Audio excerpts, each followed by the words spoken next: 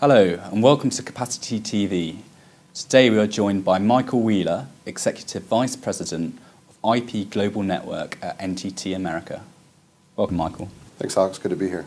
What factors are driving the demand for connectivity throughout the Americas? The core driving factor is video, which is not just true for the Americas, it's true kind of globally. But people leveraging video from sharing content with their friends and family through social networking, as well as just video distribution from various content sources through everything from Netflix to Hulu to any over-the-top environment you could think of. So that's the real driving factor right now.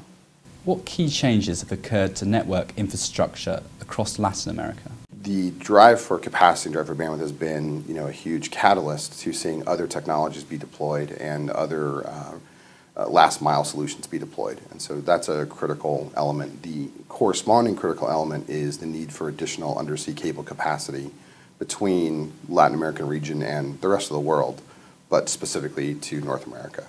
How has NTT America played a supporting role in the thirst for connectivity between the Americas? So at this point, we have certainly played a supporting role in that we are a user of some of the capacity between North America and Latin America. We deployed our POP in Sao Paulo last year and are looking at adding new locations on the network in Latin America in the next year to 2 years.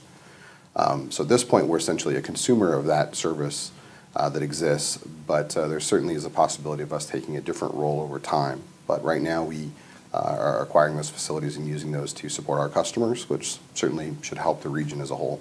In particular, how significant is the recent move to develop a subsea cable between Brazil and the US?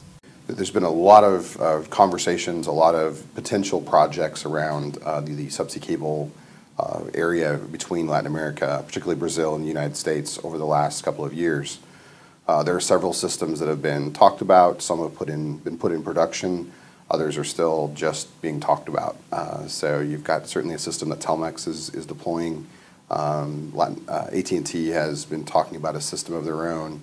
And there have been a combination of at least 3 or 4 other kind of consortium-based systems that would be out there. And consortium's probably a loose word in this sense, not so much looking at a series of telecoms who would all band together, but in some cases a combination of telecoms and other types of players who want to deploy systems. But working as a joint effort, not just a standalone group doing it independently on their own.